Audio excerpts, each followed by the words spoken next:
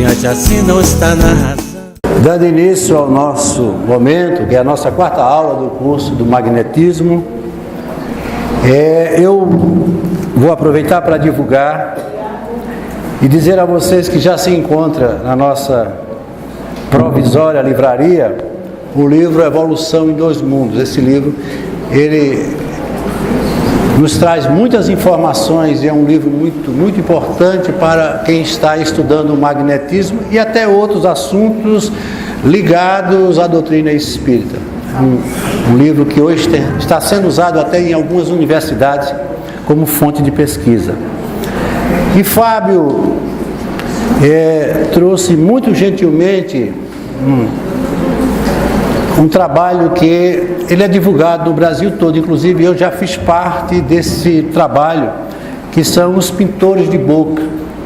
São os quadros belíssimos que eles pintam e transformam em cartões e eles são vendidos.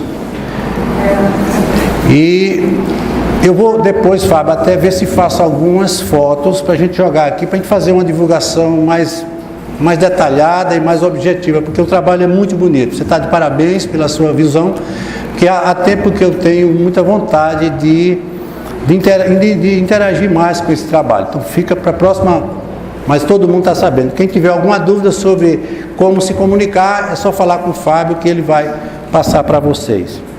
Então nossa aula de hoje nós vamos falar de alguns assuntos que são muito interessantes e importantes. Como vocês sabem, e como eu estou falando, tratando-se de aula, algumas coisas serão sempre rememoradas, para que elas possam servir de base para as para os assuntos posteriores. Então, na questão 27 do livro dos Espíritos, eles dizem que que existem dois elementos gerais do universo. Ou seja, o universo ele é constituído de matéria e o Espírito, e acima de tudo Deus, essa tríade, essa trindade que todos nós conhecemos e que faz parte de toda a estrutura do conhecimento acerca da doutrina espírita. Não podemos jamais, como magnetizadores ou estudiosos da doutrina espírita, nos desvincular dessas três realidades: Deus, o Criador, a matéria, que é o instrumento que o Espírito utiliza para evoluir, e a essência do Criador, que é o ser espiritual que se individualiza. E aqui ele diz: até hoje a ciência só estudou um dos elementos, que é a matéria, faltando estudar o segundo, que é o Espírito, a essência da vida, a outra face da verdade. Então, muitas vezes as pessoas dizem que o Espiritismo esqueceu da matéria. Isso não é verdade. Nós precisamos estar sempre interagindo com a matéria. Até porque nossa experiência nesse mundo que estamos vivendo, ela tem uma conotação muito mais voltada para a matéria do que propriamente para o Espírito como essência em sua natureza. E existe, além da matéria, fartamente observada pela ciência, um princípio inteligente que sobrevive à destruição da matéria. Isso a gente já viu, que é a individualização do ser espiritual. Nós somos uma inteligência individualizada porque nós somos um espírito. É bem verdade que na escala evolutiva nós já alcançamos alguns degraus, apesar de ainda faltar muito, mas já estamos bem adiantados, levando-se em consideração que tudo partiu de um princípio onde nem o direito do livre-arbítrio ainda se tinha. Hoje nós já temos a possibilidade de escolher o que queremos para nós através do livre-arbítrio. Na matéria orgânica existe um fluido especial que se distingue da matéria inorgânica, chamada princípio vital. Emmanuel, num dos seus livros, ele disse que o elo entre a matéria inorgânica e a matéria orgânica seria o carbono grafite quando ele se transforma alotropicamente para o carbono diamante. Vou explicar. O carbono, ele apresenta duas características completamente diferentes. Isso decorre apenas da estruturação da sua molécula, da sua forma. O carbono grafite, que ele é mole, quebradiço, ele não possui brilho. De repente, mudando a posição dos átomos, mudando apenas a posição da sua cadeia, ele se transforma em carbono diamante, que é exatamente o oposto. Todos nós sabemos que o diamante é o mais resistente e o mais valioso de todos os minerais.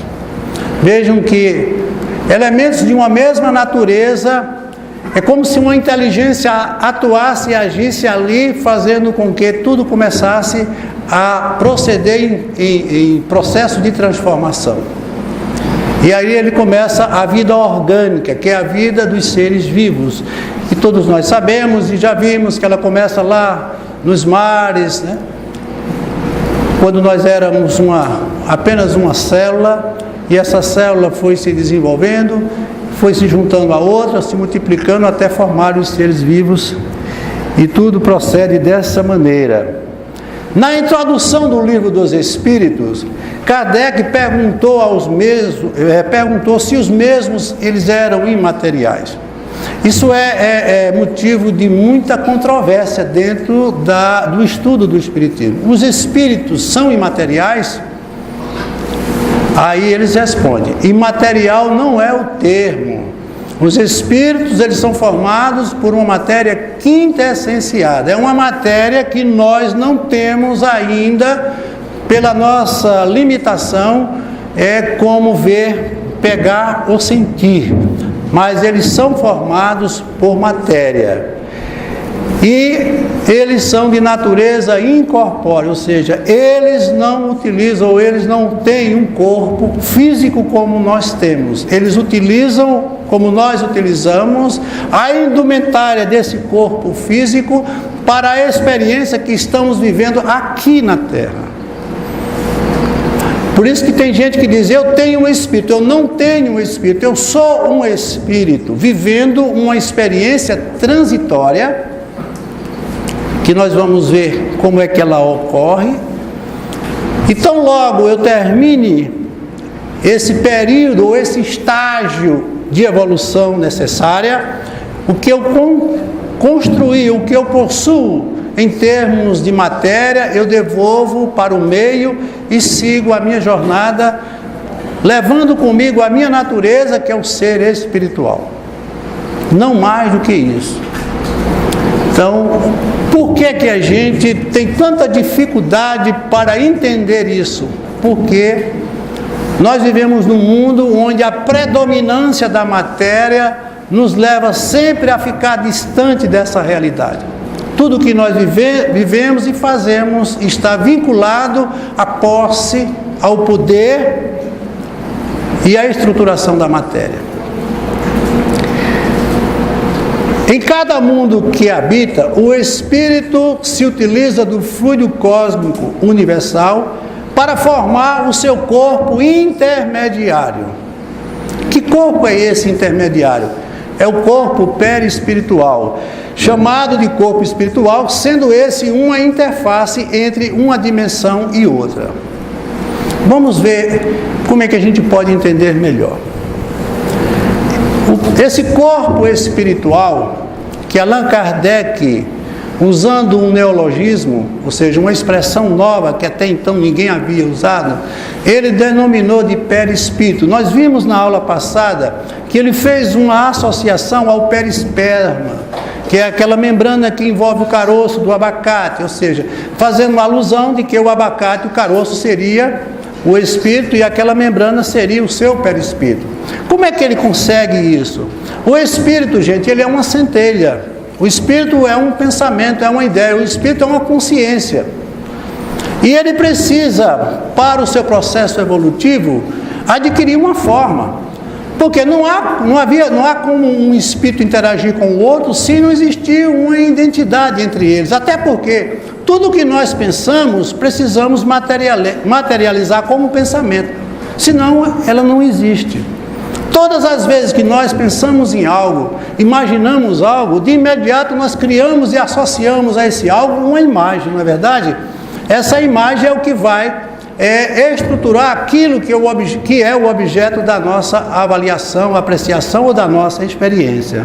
Já o corpo físico nada mais é do que a nossa vestimenta de trabalho transitório nesse mundo material em que vivemos. Esse corpo fica limitado aos 5 sentidos naturais. É como se o espírito ficasse aprisionado temporariamente a um corpo e que é preciso ele atender e respeitar os limites que esse corpo possui. Ele fala aqui nos 5 sentidos naturais, mas na realidade nós possuímos 28 sentidos.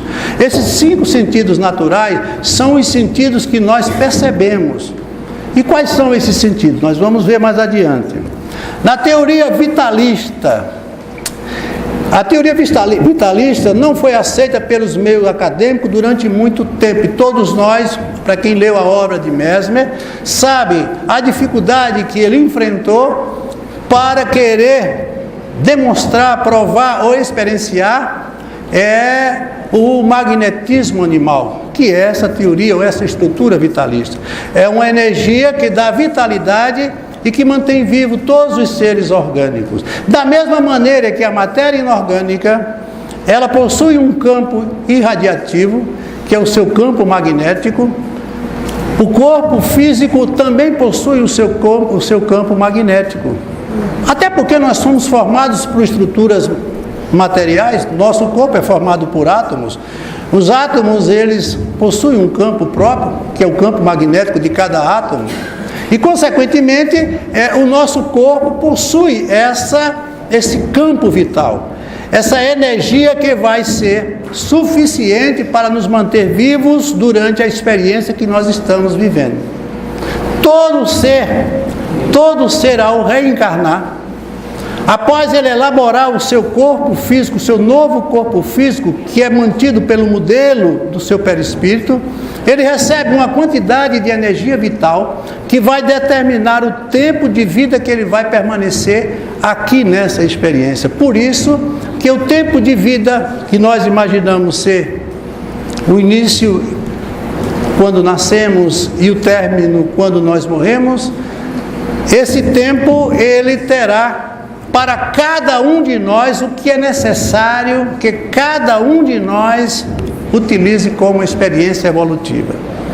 Esse tempo pode ser modificado? Pode. Quem é que não gostaria de viver aqui 100 anos, 150 anos? Todos nós pensamos, não? E muitas vezes nós lamentamos por que é que uma pessoa morreu tão jovem, desencarnou em tenra idade. Alguns, muitas vezes, não conseguem nem dar os primeiros passos do seu processo reencarnatório. Seria uma punição, um castigo da divindade? Será que Deus errou com esse ou com aquele? Claro que não. É um aluno que tem um tempo determinado para fazer valer a sua experiência educativa e evolutiva na escola em que ele se encontra, até porque a Terra é um planeta escola.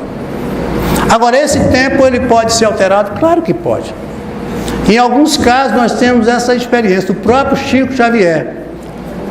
Segundo alguns escritores, trazendo em alguns livros, eles dizem que Chico Xavier teve uma prorrogação do seu tempo pelo tamanho da obra que ele tinha para completar e fazer aqui na Terra. Ou seja, ele conseguiu ampliar mais esse tempo que aqui ficou. Alguns dizem que Madre Teresa de Calcutá, que era uma mulher extremamente doente, ela tinha, se eu não me engano, apenas 20% da sua capacidade pulmonar, mas ela caminhava constantemente pelas ruas de Calcutá, visitava quase que diariamente aqueles lixões. Muitas vezes ela acudia os pobres que ali caíam, e tudo isso com uma saúde muito, muito debilitada, muito sacrificada, e ela conseguiu viver o tempo que viveu. Talvez tenha sido em função da importância da missão que ela tinha. Já existe o contrário. Ele pode ter vindo com uma programação para viver 50, 60, 70 anos, mas ele abusou da energia que foi cedida para a sua experiência, e ele antecipou o seu tempo aqui, muitas vezes com um excesso. E que excesso? A própria utilização da droga, os vícios, até a própria alimentação, ela pode antecipar o tempo de qualquer um aqui na Terra. Porque isso é uma média, isso é um programa, não é uma coisa, porque a vida, ela respeita sempre o livre-arbítrio de cada um de nós. O determinismo existe, porque ele é uma lei que é imposta por Deus no processo da reencarnação. Mas quem vai determinar o tempo e a qualidade de vida que vai ter aqui na Terra é cada um de nós. E não adianta procurar outra experiência, senão aquela que você tem que realizar para consigo mesmo. Hoje, contudo, a teoria é vitalista, porque aqui o trabalho de Mesmer provocou um alvoroço em Paris, naquela época, onde foi reverenciado por muitos e perseguido por outros. Principalmente por colegas médicos, ele era médico, que o chamaram de charlatão e embusteiro. Hoje, contudo, a teoria vitalista é aceita por muitos. A medicina, ela hoje vive um novo momento. Todos nós sabemos que as alternativas são muitas. Os tratamentos convencionais abriram um espaço para outros tipos de tratamento, e um deles é esse que é o motivo de estarmos aqui, que é o tratamento pelo magnetismo. Temos a acupuntura, temos tratamento por florais, enfim. Isso são tratamentos que trazem respostas muito positivas. A medicina, ela não vai perder nunca o seu papel. Ela precisa, até porque ela existe para isso. Mas existem outras alternativas, como nós vamos ver a seguir.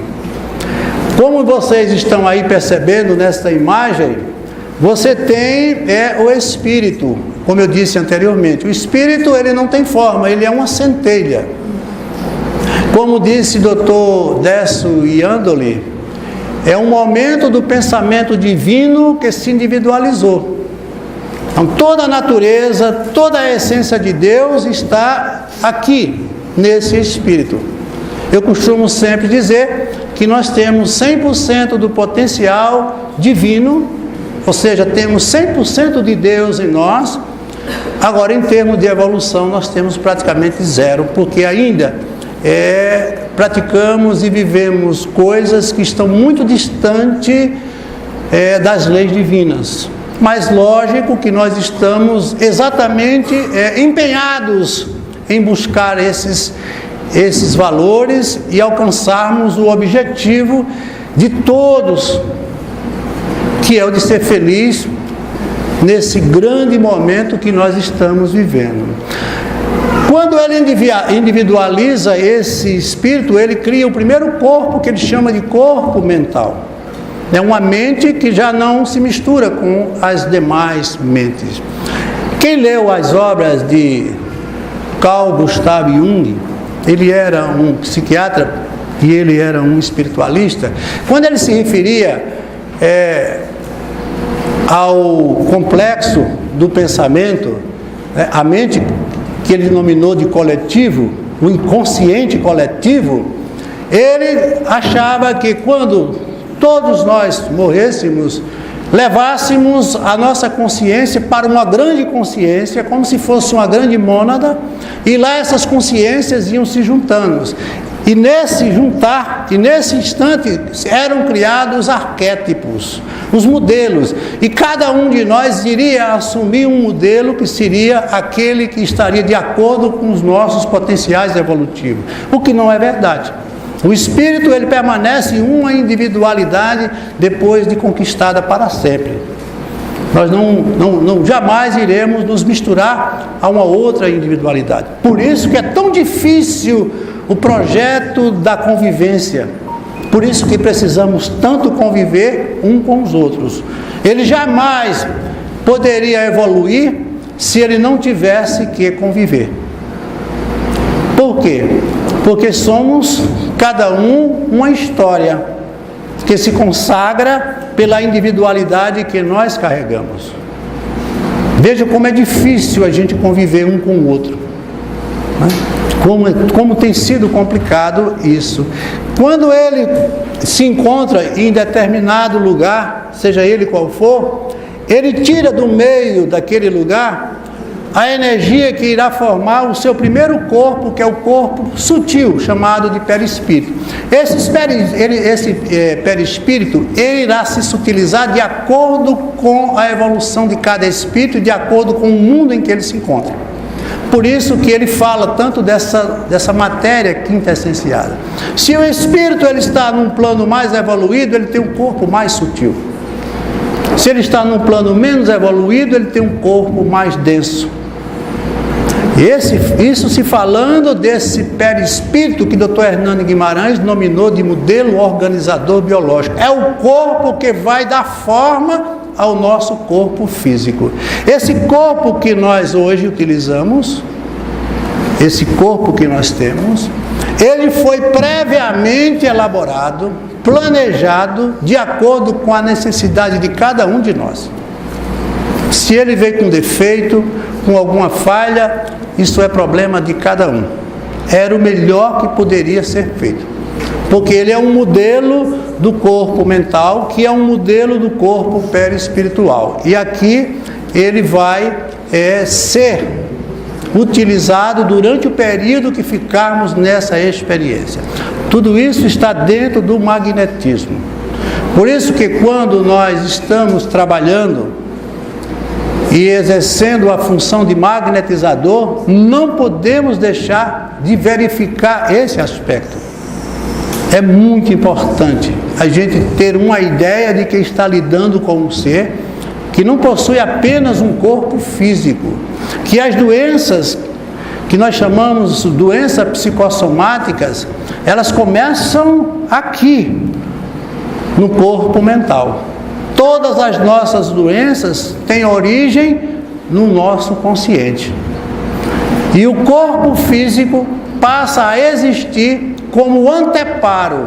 Seria o último momento em que nós iríamos colocar aquilo que nós estamos imaginando. É o filtro de retenção de todas as nossas dificuldades, de todas as nossas doenças. É ele que vai responder pelo que nós estamos imaginando ou até mesmo praticando. Mas entre esse perispírito e esse corpo físico, existe um corpo que serve como se fosse um liame, é um corpo de ligação intermediário que a gente chama de dupletério, que ele é formado por uma energia chamada energia vital. As pessoas fazem uma confusão muito grande com relação a ele. Esse dupletério, quando o corpo perece, quando o corpo físico ele perde a sua função, ele perde também o dupletério, porque essa energia vital é uma energia que está ligada eminentemente ao corpo físico. Você está vendo aí nesse gráfico perfeito o corpo mental, o perispírito e o corpo físico, tudo isso através da emanação do espírito. O que é que o espírito carrega? O pensamento e o sentimento. Isso é fundamental para o espírito. Por isso que nós pensamos de forma tão particular e carregamos sentimentos também dessa mesma maneira. Quando ele, no seu processo evolutivo, começa a buscar a sua própria evolução, como eu disse a vocês, ele vai formando aquele corpo mental, que é o primeiro princípio de individualização dele, e através desse corpo mental, ele tira do meio em que ele está, como eu disse, o meio a energia que vai formar o seu perispírito, que ele é formado por emoções e energia vital. Essa energia vital é essa que eu falei, é que dá o sentido que mantém ele vivo. Por isso que todas as vezes que uma pessoa ela perde essa energia vital, ela não tem mais como viver. Aí vem o problema da ressurreição.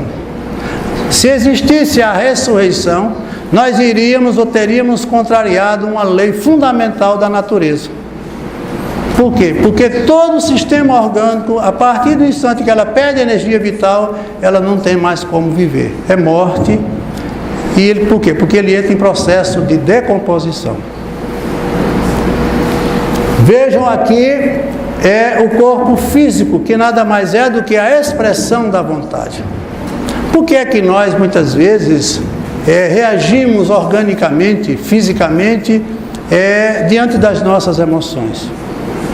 O que é que o corpo, muitas vezes, está sentindo, está sabendo, está percebendo, se o pensamento é uma condição unicamente da mente ou da própria consciência?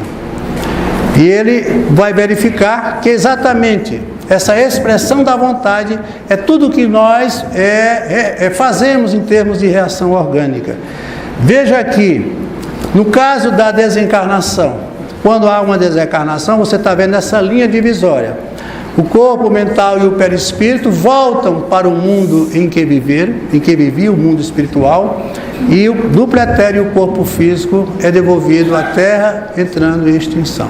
Nesse momento há uma grande separação. Então, nós não podemos mais conceber, como eu disse a vocês, a ideia da ressurreição. Uma vez morto, ele entra em decomposição. Perdeu essa energia, ele não tem mais como ser revitalizado. Vamos falar sobre a glândula pineal, que foi o que nós nos propomos na última aula. A glândula pineal, ou epífise, localiza-se na parte central do cérebro. Se você colocar o dedo assim, você vai verificar que ela fica exatamente no meio do cérebro. Entre os dois hemisférios, exatamente na área do diencéfalo. Anatomicamente, é considerada parte do epitálamo. Apresenta metabolismo intenso, porque ela é uma glândula de natureza endócrina, é sua natureza orgânica, produzindo hormônios, que é a melatonina. E a partir da serotonina sendo inibida pela luz e, portanto, estimulada pela ausência da luz. Então, o que acontece?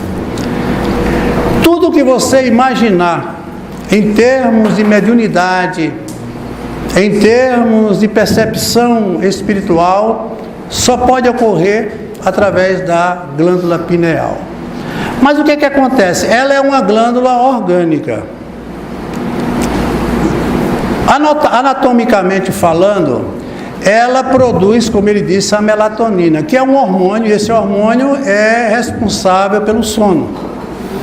Porque toda a luz que os olhos eles conseguem captar, nem sempre ela irá formar imagem. Grande parte dessa luz vai exatamente para essa glândula, que irá, dependendo da quantidade de luz, determinar o ciclo, porque ela é uma glândula circadiana. Ela é quem determina todo o tempo orgânico que nós possuímos. Por isso que quando você toma um remédio, um medicamento, ele é indicado de hora em hora, em determinados espaços de tempo, porque o nosso organismo funciona dentro dessa realidade.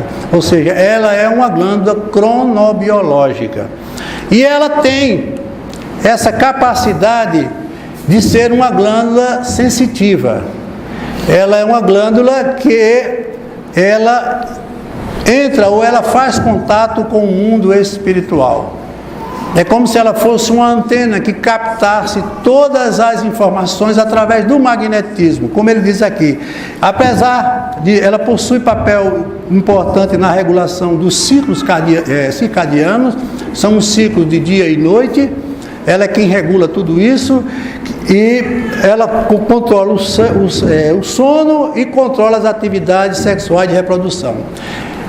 Segundo pesquisa feita pelo Dr. Sérgio Felipe, que é hoje o maior estudioso da glândula pineal, ele observou o seguinte, que essa glândula ela tem um tempo, que é exatamente o tempo que vai de 0 aos 7 anos de idade. Ela é uma estimuladora, é ela que a criança, ela só a partir dos 7 anos é que ela começa o seu processo metabólico no que diz respeito à parte da sexualidade, do desenvolvimento sexual. Quando ela fornece, através do metabolismo, todas as funções para as glândulas sexuais, ela sofre uma espécie de um entorpecimento, ela se cristaliza, e aí ela perde toda a função orgânica, segundo a própria biologia celular no que diz respeito a essa glândula. Mas por quê? Porque é como se ela perdesse as suas funções, como se ela tivesse como existência necessária apenas o papel de estimular as glândulas sexuais. Mas ele observa que ela é quem controla todo o tempo de vida. Inclusive, ela é uma glândula chamada de órgão sensorial. Aí é onde entra a parte do magnetismo. Ela está sempre em contato com o meio. E ela tem uma forte influência com a Lua. Observando que o ciclo menstrual ele dura 28 dias, é exatamente um mês lunar. E a gestação dura 9 meses, que é exatamente um ano lunar. E ela é quem regula todo esse processo do corpo. E aí nós começamos a entender por que ela é um órgão sensorial. No livro Missionário da Luz, de André Luiz, e ele diz que trata-se da glândula da vida mental. Tudo que nós pensamos em termos de mediunidade ou de qualquer coisa extrasensorial está ligado a ela, como eu disse. E funciona como o mais avançado laboratório de elementos psíquicos da criatura terrestre. As glândulas genitais segregam os hormônios do sexo. Mas a glândula pineal, se posso exprimir assim, segrega hormônios psíquicos ou unidades força que vão atuar de forma positiva ou negativa nas energias geradoras. Vejam aqui como a coisa mais ou menos acontece. Eu mostrei a vocês que nós temos o corpo espiritual, chamado de perispírito, o modelo organizador biológico, e nós temos o corpo físico. Aí você pergunta, por que é que eu não percebo tanto isso? Porque nós estamos vivendo uma experiência muito mais ligada à estrutura física, fisiologicamente falando, de um corpo que está limitado aos 5 sentidos. Quais são? A visão, como está mostrando, o olfato, o paladar, a audição ou o tato. Mas a maioria das emissões que nós recebemos, até mesmo pela intuição, ela vem através da glândula pineal. É ela que capta todas as transformações e todos os processos da codificação do corpo através da sensibilidade que nós possuímos. Vejam aqui, por exemplo, nós temos o comando mental, que eles chamam núcleo de potenciação mental. Esse comando ele forma um campo mental que vai ser processado através da exteriorização de energia, criação mental, sintonia mental.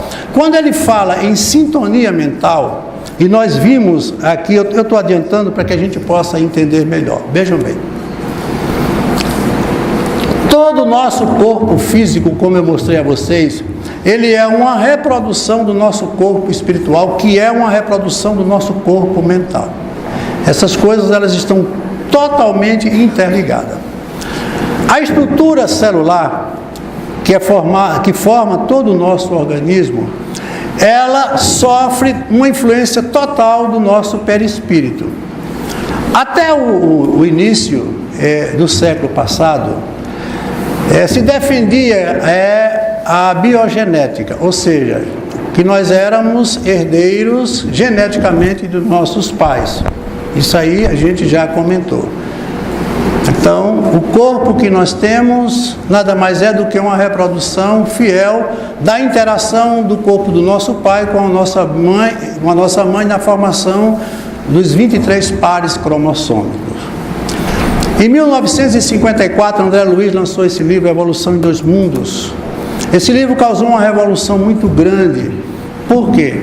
Porque André Luiz, ele defendeu a ideia de que as células, elas eram animáculos infinitesimais domesticados. O que ele quis dizer com isso?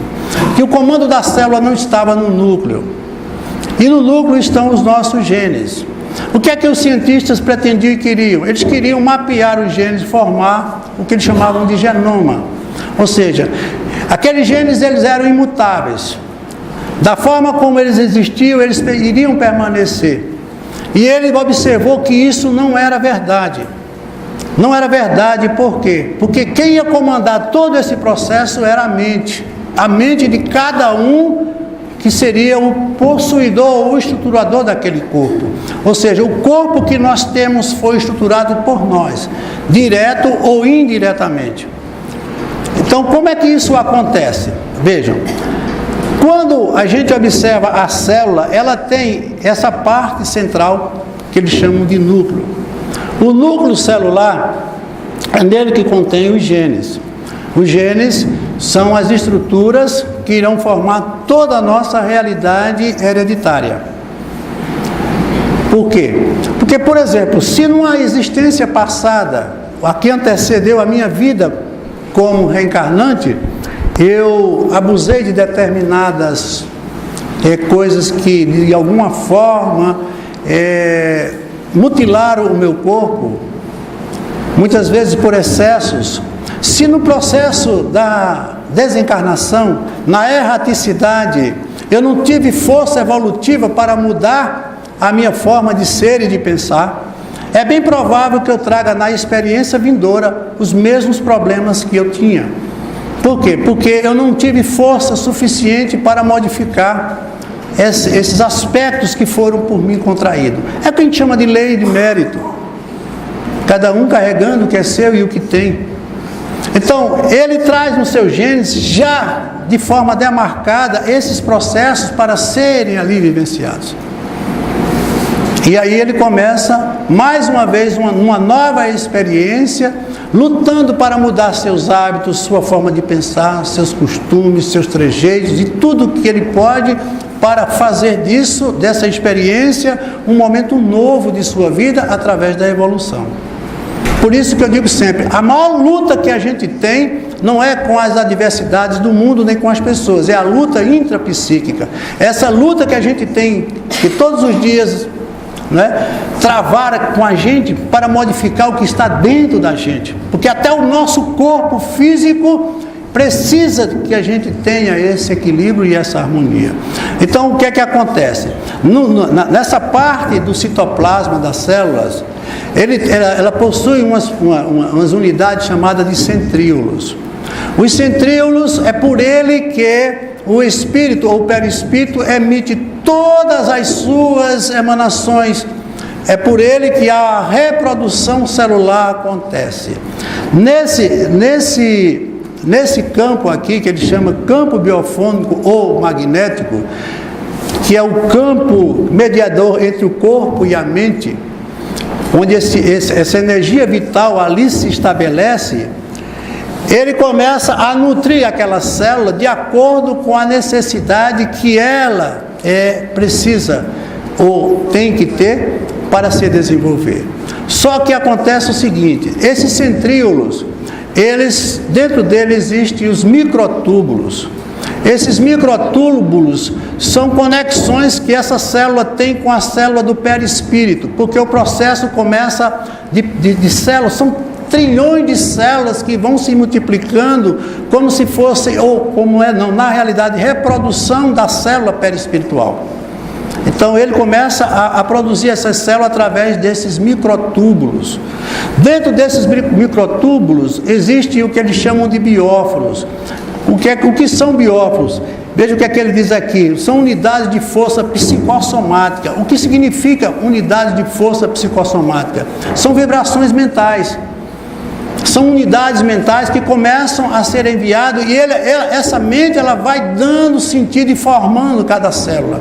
Por isso que vocês viram, quando nós mostramos na aula anterior, como é que se vê na reprodução celular o óvulo fecundado, uma única célula. Porque existem células em funções tão diferentes. Umas formam uma unidade do corpo, outras formam outra, outras vão formar a estrutura óssea, outras formam o fígado, o baço, o coração. Essas células, por quê? Porque elas estão sendo comandadas por uma mente que está emitindo todas as suas impressões, formando esse corpo físico. E esses bióforos, eles são, como ele disse, grânulos de luz, como o Dr. Hernando Guimarães afirmou. E de onde é que vem tudo isso? Tudo é emitido e emanado pela pineal. A pineal, ela é a glândula sensorial, ou seja, ela transforma todo o seu pensamento em emanações dessa natureza, que ela vai exatamente mandar ou enviar para que todo esse processo possa ser feito da maneira como deve ser feito, cobrindo todos os padrões que ali foram anteriormente planejados.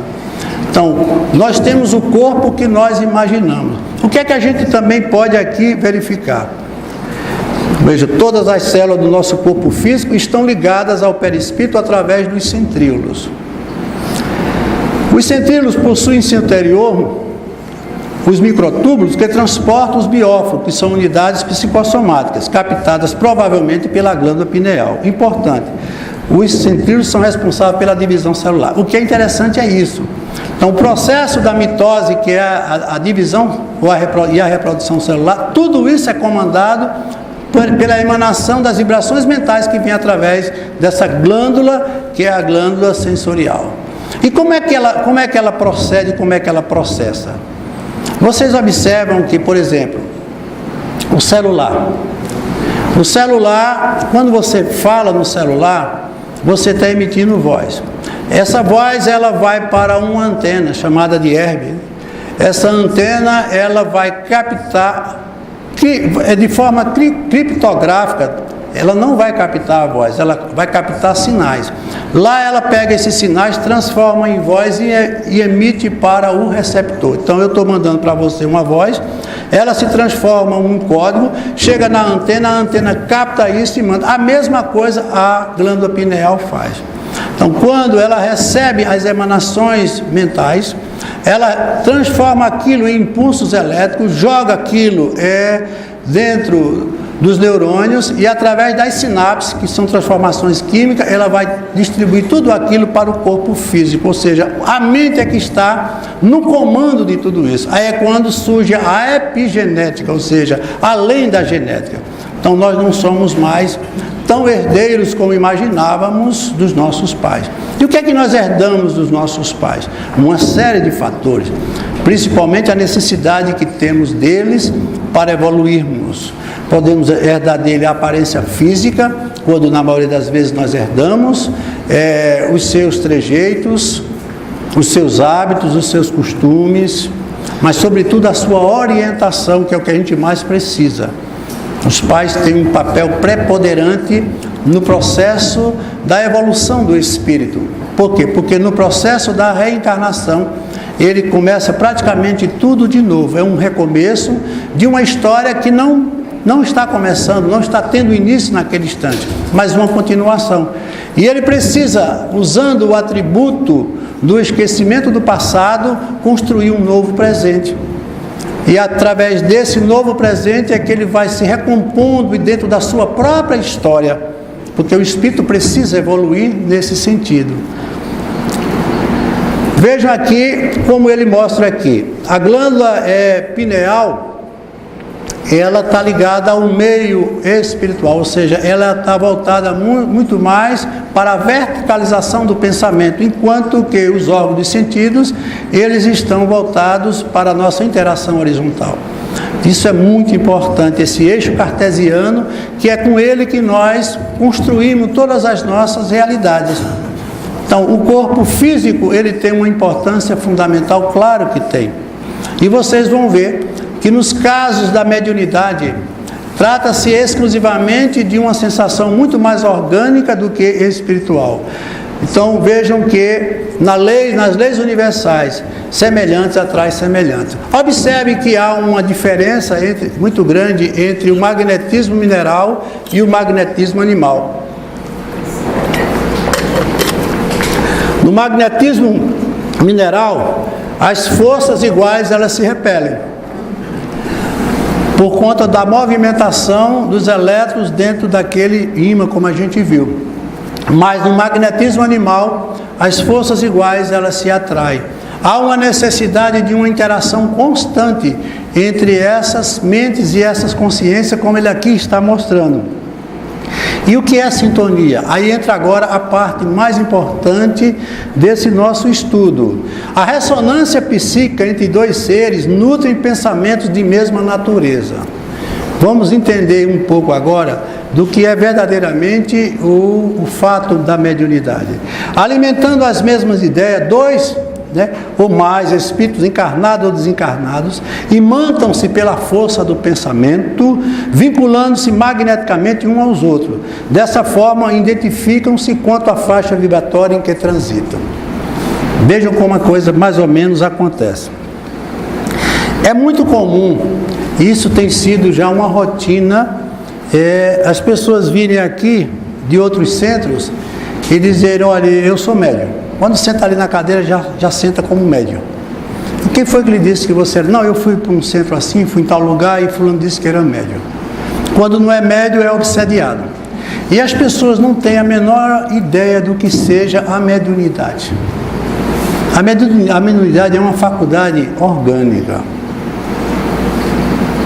Não é o que as pessoas pensam e acham que seja. Para que haja mediunidade é preciso que haja uma sintonia. Como é que ocorre essa sintonia? Vocês já perceberam que no nosso dia a dia nós nos sintonizamos com umas coisas e com outras não, principalmente no que diz respeito à convivência interpessoal. O espírito, ele vibra numa dimensão diferente da nossa. A diferença entre eu e esse espírito que está aqui é porque eu estou dentro de uma dimensão, ele está em outra. O que significa isso? É que o mundo que nós vivemos, a matéria ela é mais densificada. As vibrações que ela emanam são de maior frequência e de menor amplitude, ou seja, tudo é mais denso. E ele está aqui perto de mim numa frequência bem mais liberada, uma frequência completamente diferente. Então eu não tenho com os meus sentidos como vê-lo, mas ele está ali. Ele está emanando as suas vibrações. Isso ocorre exatamente por um fator chamado sintonia. E essa sintonia se dá sendo captada exatamente pela glândula sensorial, que é a glândula pineal.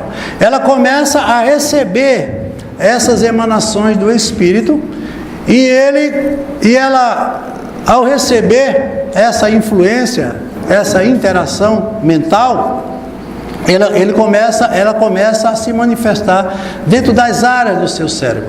Por exemplo, um espírito que é um médium que usa a psicofonia. Ele utiliza o aparelho fonador e ele está ali falando através do espírito. Mas aonde é que o espírito está atuando? Está atuando no seu aparelho fonador? Não, ele está atuando na área do cérebro que é responsável pela fala.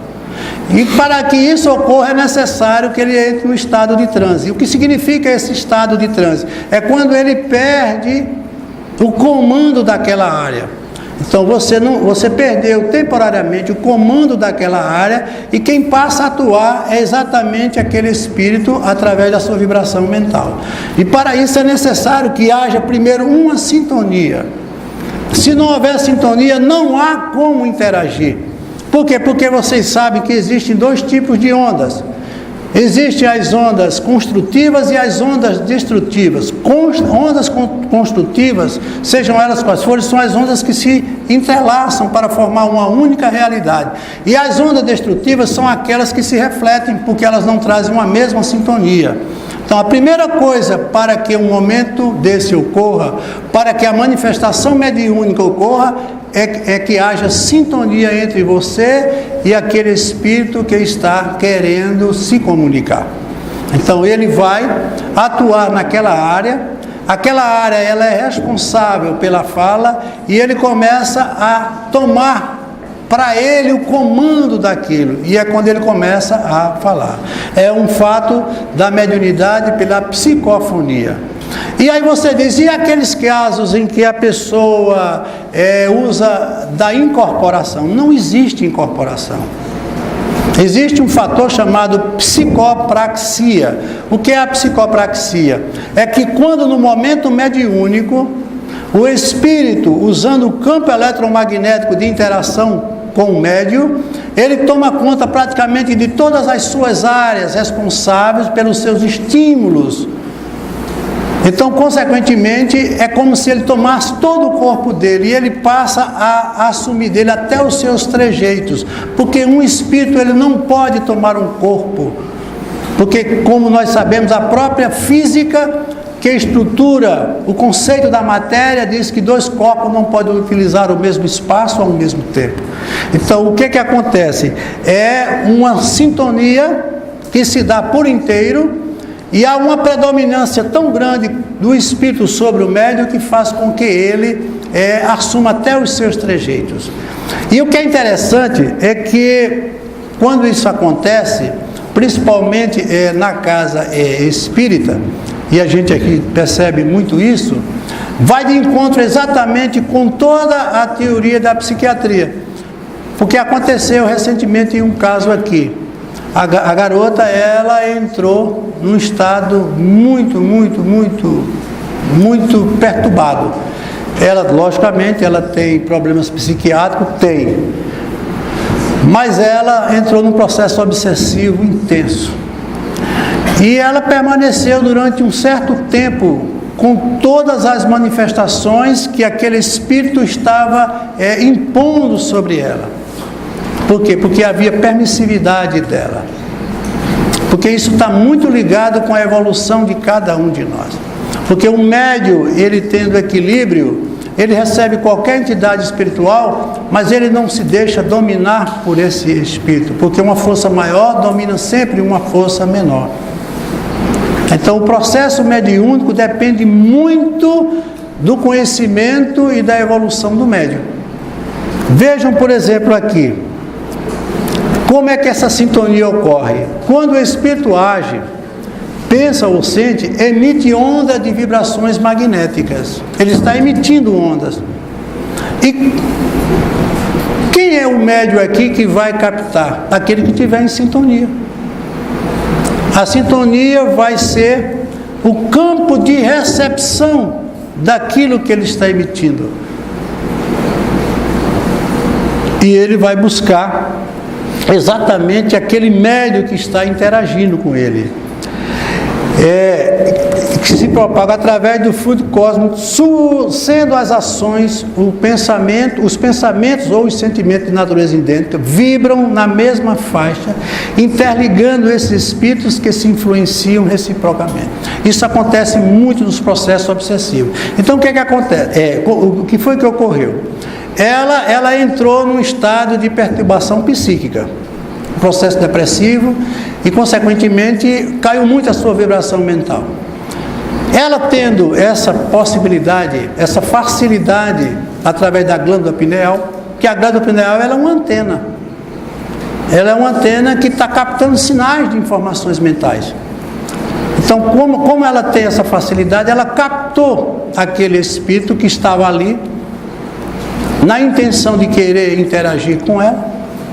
Pode ser um processo obsessivo, claro que pode. E aí passou a exercer uma predominância muito grande sobre as áreas do pensamento dela, que comanda determinadas funções orgânicas, uma coisa interagindo sobre outra. E ela veio para o Chico Xavier totalmente em estado de transe mediúnico, obsediada por inteiro. Em pouco mais de 10 minutos, essa menina saiu daqui como se nada tivesse acontecido. Nada tivesse acontecido. Normal como a gente está aqui nesse exato momento. Ora, se fosse um estado de uma distonia mental grave, ela não teria como reverter esse quadro em tão pouco espaço de tempo. Significa que havia sobremaneira a interação ou a intervenção de um ser que estava comandando todo o pensamento dela. Eu recentemente tive numa clínica psiquiátrica e tinha uma menina lá que ela é quase um quadro muito grave de esquizofrenia, e o próprio enfermeiro disse: olha, o que a gente já deu a ela de medicamento aqui são doses cavalares, mas ela não sai desse quadro. Por quê?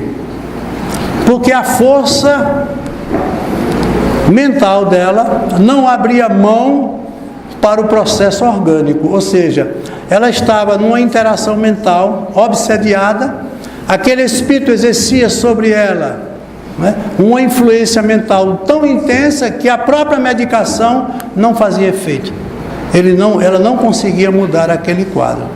E é preciso que as pessoas comecem a perceber isso. É muito comum, quando você está recebendo mediunicamente uma vibração de uma outra entidade espiritual, você sentir todas as suas emanações. Você sente muita coisa que não é tão normal. Por exemplo, nós tínhamos aqui, que trabalhou com a gente nas reuniões mediúnicas, o Dr. Gleb, todas as vezes que ele chegava, a primeira coisa que ele reclamava era da temperatura. Não sei se Maria Paula lembra, não era? Ele dizia que estava tudo muito quente. Por quê? Porque a gente sentia já quando ele começava a se aproximar, porque isso não se dá automaticamente, isso vai aos poucos. Toda pessoa que entra em processo mediúnico, ela primeiro tem que entrar no transe. O transe leva o cérebro a uma condição anômala, ou seja, você perde aos pouquinhos a função daquela área do cérebro. E daqui a pouco ele começa a exercer um domínio e você vai sendo levado e tomado por aquele domínio, e aí as coisas começam a acontecer de acordo com o tipo de mediunidade. Como ele aqui nos mostra, né? O espírito, ele emitindo as suas vibrações mentais, e a glândula pineal, que ela é formada por cristais de apatita, e esses cristais, eles começam a refletir entre eles todas as vibrações mentais, e eles começam transformando isso em emanações que vão ser distribuídas pela estrutura orgânica.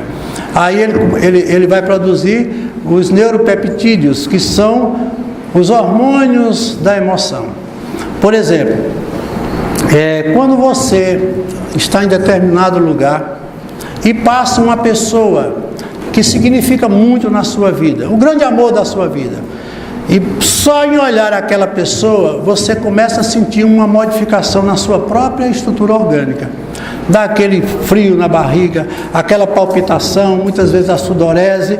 Isso é um quadro emocional que está sendo criado pelo órgão da visão apenas, pelo que você está vendo. Só que aquilo está sendo registrado numa área do cérebro que é responsável pela visão e está criando uma emoção, uma sensação. A mesma coisa acontece, e com mais intensidade, no quadro mediúnico. Então não é tão fácil as pessoas se dizerem médiuns. Não é que o espírito tenha que estudar tudo isso para, no processo mediúnico, ele poder interagir com o médium. Isso ocorre de forma automática, mas isso é decorrente, isso vai sendo processado através de um transe. O que é um transe? Você vai perdendo aos poucos o domínio da sua natureza interior. Ou seja, se o médium ele tem tendência, como eu disse, à psicofonia, o espírito que está interagindo com ele, aos poucos vai tomando conta daquela área que é responsável pela fala. Mesmo você tendo o aparelho totalmente livre, mas ele é quem vai utilizar agora.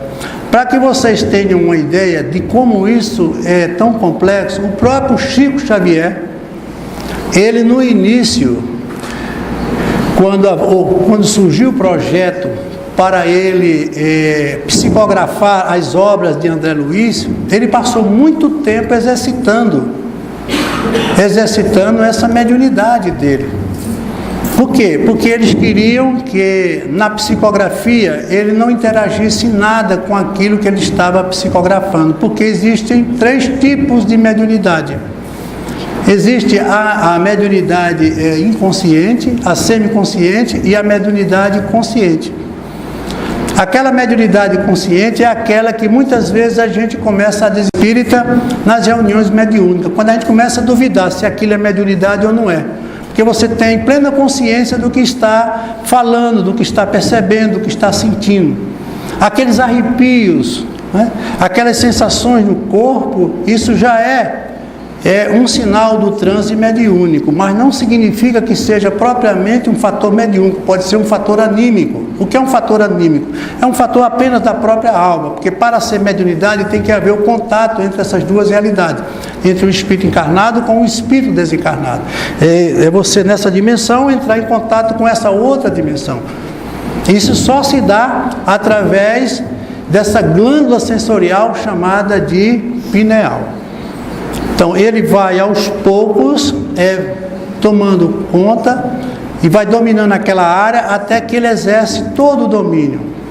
Essa menina mesmo que esteve aqui, a mediunidade dela é totalmente inconsciente. Por quê? Porque na hora que a entidade ela foi doutrinada, nós fizemos a doutrinação, que ela saiu, ela voltou ao normal sem ter a menor noção do que estava acontecendo. Ela jamais poderia fingir um quadro desse. Aí eu pergunto a você, como é que a psiquiatria, dentro da sua conotação materialista, ela pode explicar um fenômeno desse? Como é que você pode mentalmente sair de um estágio para outro de forma tão rápida e tão diversa? Então, exatamente por quê? Porque ela estava ali sofrendo a influência daquela entidade. Que não é a primeira vez, foram várias e várias vezes que ela passou por isso. Se você vê o quadro dela, é uma coisa triste, a forma como ela fica. Aí você pergunta, e pode? Claro que pode resolver. E como é que a gente pode resolver? Com estudo. Tem que estudar, ter uma consciência disso, saber dominar, ter uma evolução moral, não abusar principalmente de vícios, ter uma maior consciência de si mesmo. Enfim, são uma série de fatores que precisam ser trabalhados para que a pessoa não seja vítima disso. O processo mediúnico ocorre através de uma dissociação psíquica na área do transe.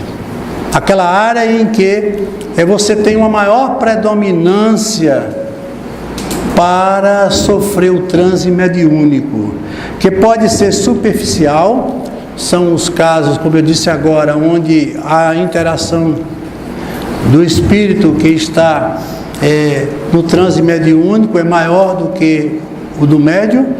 Pode ser hipnagógica, ou seja, como se você estivesse em um transe hipnótico, mas ainda é semiconsciente, ou de natureza profunda, que é quando o espírito realmente toma aquela área com predominância total. Você perde toda a sua noção. Aí você pergunta, e por que o pessoal chama de possessão? Fulano está possuído.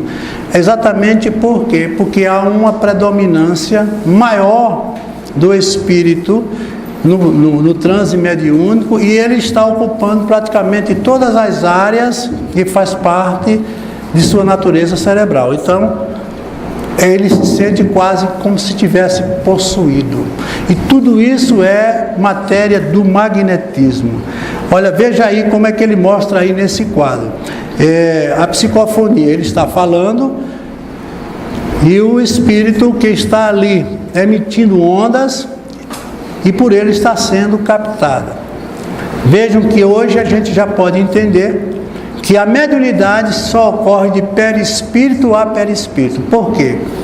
Porque a glândula pineal, como órgão sensorial, ela só capta essas sensações, essas vibrações mentais através do perispírito. Vocês viram que naquele esquema nós temos que o perispírito é quem forma o corpo físico, porque mente e cérebro não são a mesma coisa. O processo mediúnico se dá pela mente. A mente transfere suas sensações para o cérebro emite suas sensações para o corpo físico através dos estímulos.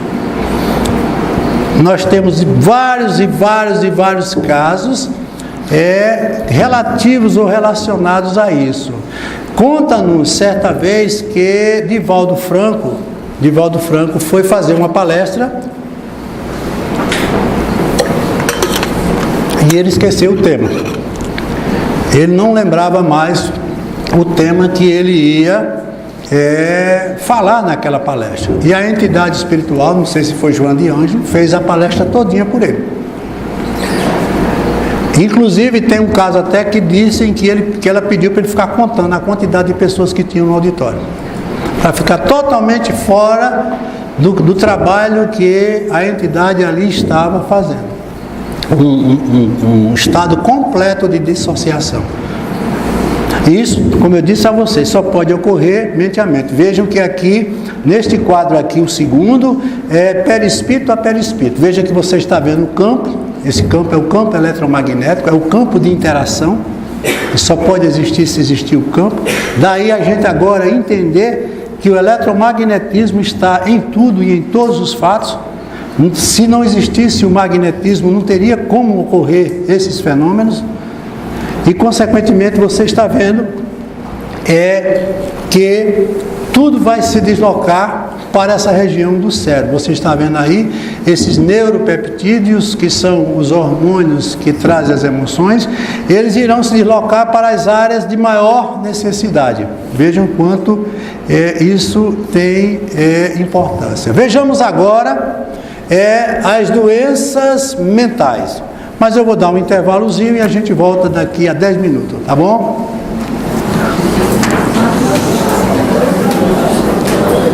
Vamos dar continuidade agora nessa segunda parte, quando nós iremos fazer algumas abordagens sobre as doenças mentais.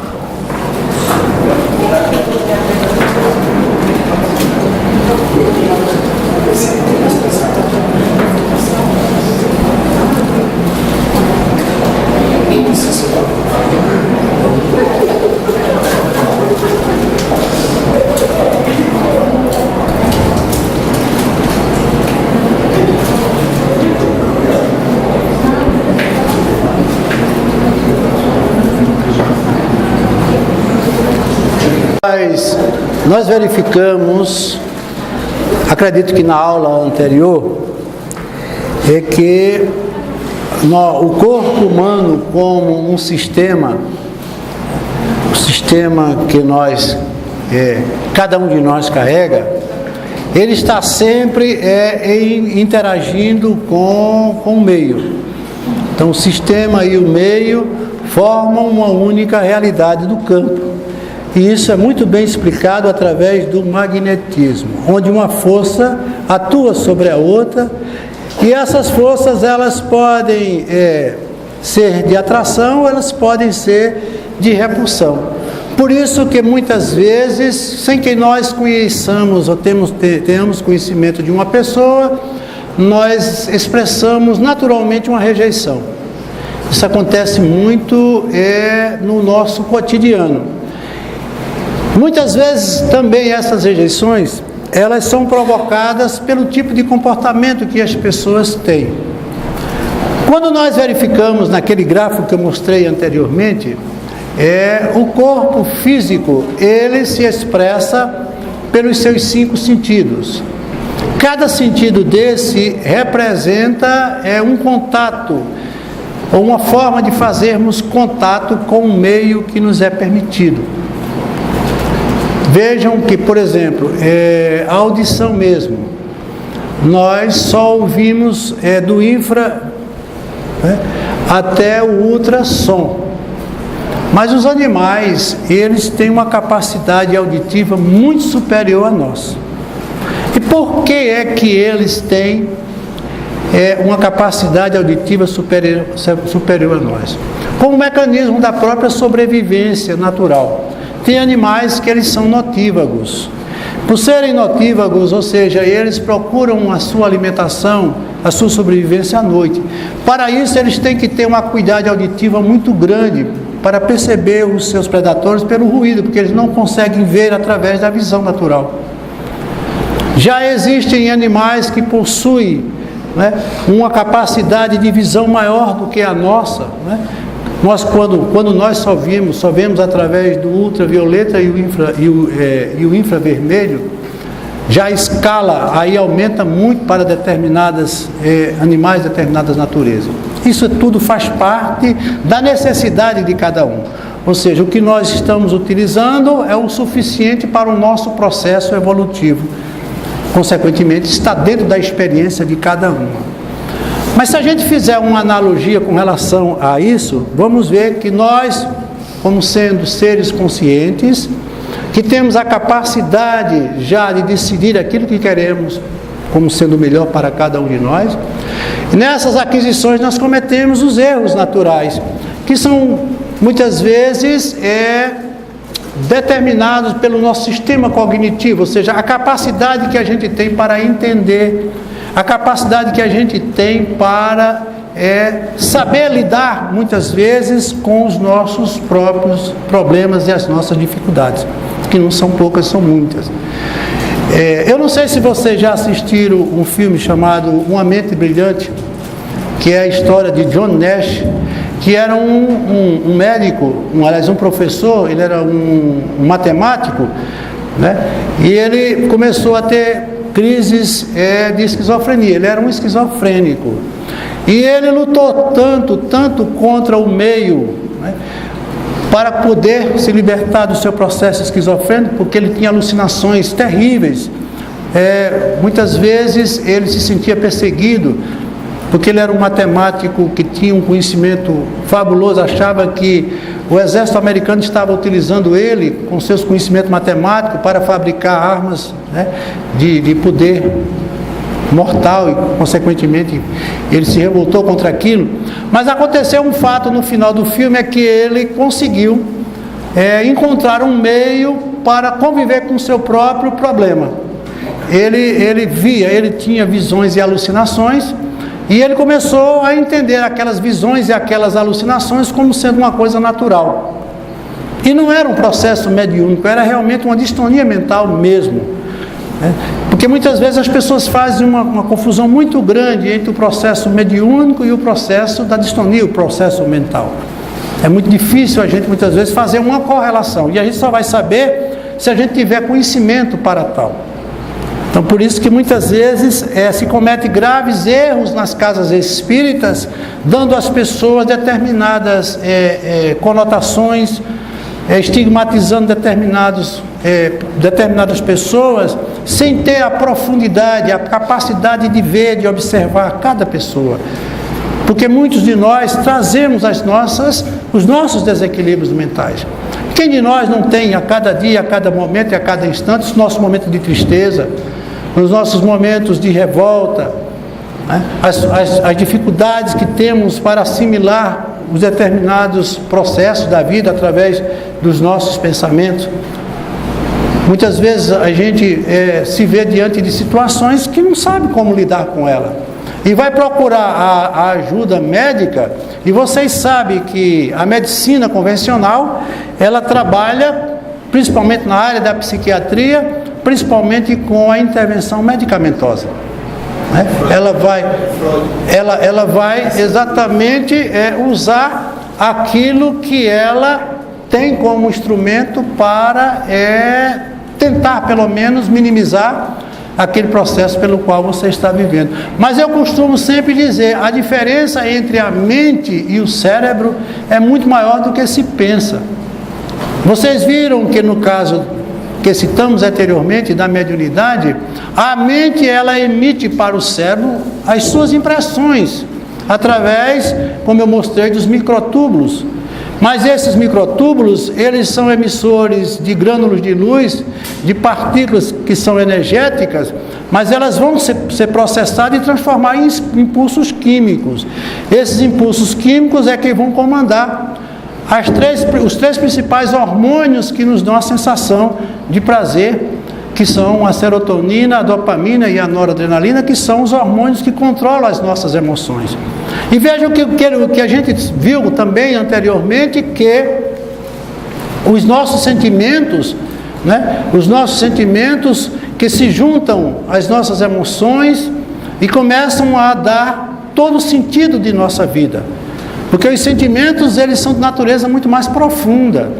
Os sentimentos, eles guardam duas coisas: os nossos esquemas cognitivos e o nosso sistema de crença. Aquilo que nós acreditamos, passamos a viver em função dessa crença, daquilo que nós acreditamos. E muitas vezes não queremos quebrar essa hegemonia, essa inter-relação, porque temos medo de buscar um novo, de buscar um processo de modificação. Porque o processo da vida, gente, se você analisar, ele cobra de cada um de nós, a evolução pela transformação. Veja que a cada momento nós nos sentimos invadidos por uma série de informações novas. E essas informações, elas vão ser captadas de acordo com o que nós selecionamos como sendo melhor ou não para nós. É o que eles chamam de colapsar a função de onda. Ou seja, a glândula pineal, como nós vimos, ela é um órgão sensorial que transforma todas as possibilidades em realidade. Por exemplo, você ouve uma série de coisas durante o dia ou durante um dia, e o que você vai trazer para você como realidade é aquilo que você captar para dentro de você. E o que é que você vai captar para dentro de você? Aquilo que está ligado ao seu sistema de crença.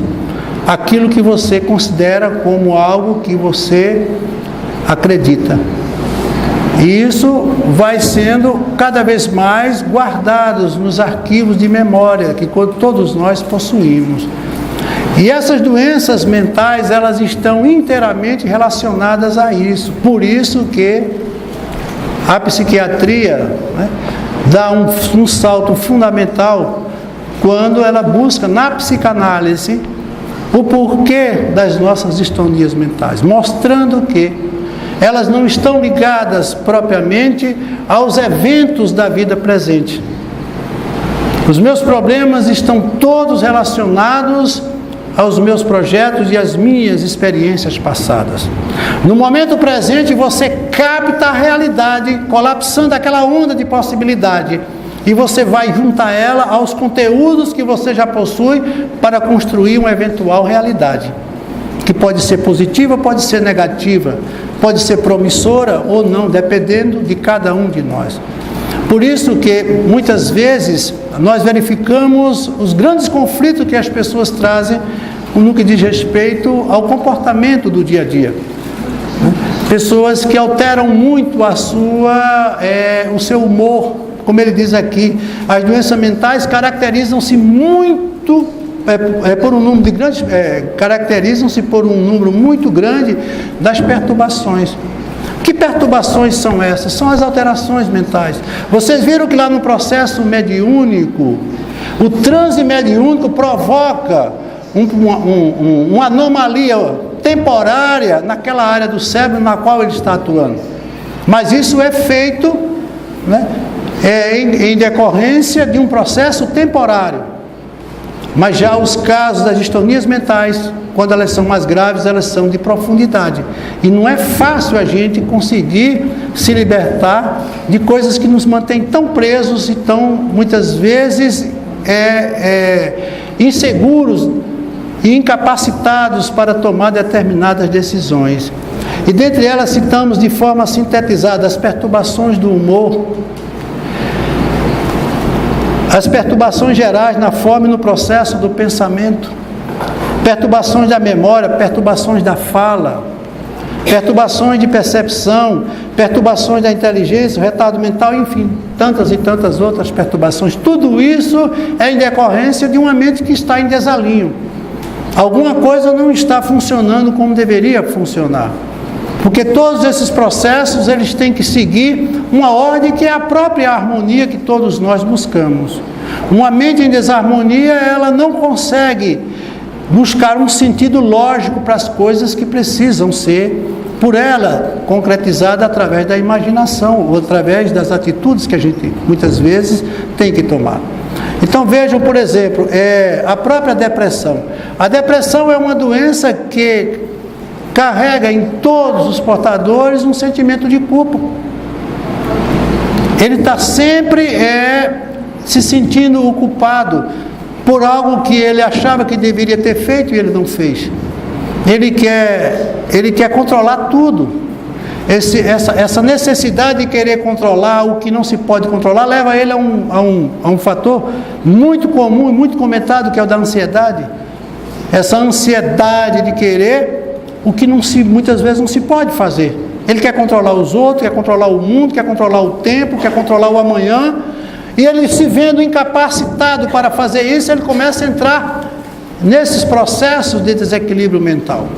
E aí ele vai buscar a alternativa da solução no processo medicamentoso. Ele vai tomar os ansiolíticos, antidepressivos, enfim, todos esses medicamentos que vão estabilizar o quê? A mente? Não. A mente, por ser imaterial, ela só pode ser processada em termos de mudança através do pensamento. Ninguém muda uma mente com medicamento. Até um dia desse inventaram o Prozac, quando ele foi lançado, chamado de a pílula da felicidade. Ninguém pode encontrar a felicidade numa pílula. A felicidade é uma construção da própria mente. Essa mente que precisa sobreviver às experiências pelas quais ela está passando. Muitas vezes até superando as suas próprias dificuldades. Muitas vezes indo para o enfrentamento que muitos recusam porque tem medo de buscar aquilo que Jesus disse, o novo. A gente não quer sair do comodismo em que a gente muitas vezes se encontra. Pode observar, uma pessoa que está passando, mais uma vez dizendo, pelo processo depressivo, ela começa a se entregar ao próprio comodismo. Ela vai isolando, fechando todas as suas áreas de interação. Quando o processo cobra da gente uma convivência, o sistema e o meio têm que estar sempre trocando informações para que possam um aprender com o outro. E o aprendizado, muitas vezes, leva a gente a esses tipos de atitudes que são os conflitos de ordem individual. Ninguém é igual a ninguém.